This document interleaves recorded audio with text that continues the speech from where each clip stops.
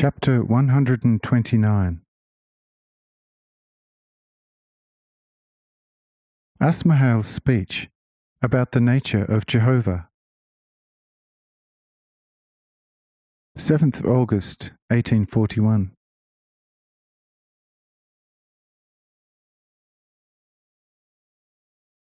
After these words by Adam, Asmahael stepped up to the three and spoke to them as follows.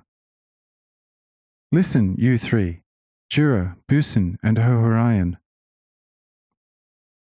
Who is as faint-hearted as a fly, and full of fear as a dove, and shy as a field mouse, so as to fly away when something approaches, or at the slightest noise flees into the thicket of the forests, and if some stone fragments fall down into the valley, hides fearfully in earth-holes? Do you think that Jehovah so easily allows the death of his children when he lets a few stones tumble down?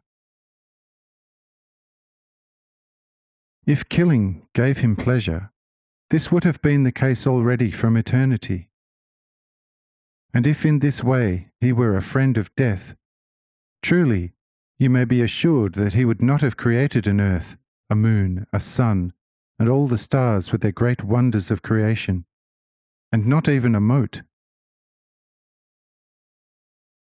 But since Jehovah, as you can see from all the things around you, is not like that, but the very opposite, and thus the greatest friend of life, since he alone is the eternal and actual life itself, and everything that lives does so through his breath out of him, and he is also eternal love itself, and therefore draws forever all his works to himself, and all created beings have their own wisely arranged order.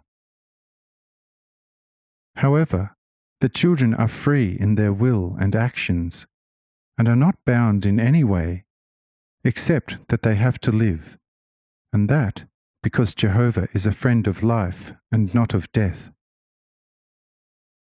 Therefore, his children should not be too worried about hasty killings, particularly those who, like you, truly love the exceedingly good, great, and holy Jehovah, and have set all their hopes on him. So be of good cheer and no longer foolishly afraid. For if Jehovah had wanted to put you to death, how could you have reached the great age you already have?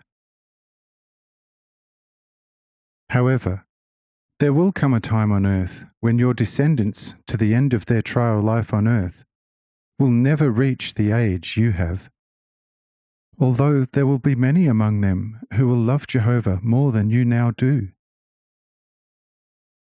Yes, in those times, even babes will be taken from their mother's breast, and many parents will grieve. Yet praise Jehovah in their grief, sacrificing everything to him, and not think as you do, that Jehovah is one who has pleasure in killing. Behold, this was a bad mistake on your part. For the future, make sure you strengthen your trust, and that your love for Jehovah grow. Then you will safely walk over the world's burning debris. For Jehovah's arm is mighty, and the ones he seizes and leads cannot be harmed by perishing worlds, or any power to which he gave a free hand for the appointed time of its own freedom test, which is the well-known power of the serpent. Now stay here for a while in peace until I return. For now I go as the final messenger to fetch your children and bring them all here, so that they may experience and recognize how exceedingly good and full of love the Jehovah whom you so foolishly feared is. Indeed, God's anger is terrible. It is an everlasting fire which never goes out. But notwithstanding this, God has laid his might into love, and not into his anger, which is forever subject to eternal love, the alone everlasting freest life within him. Ponder on this until I return. Amen.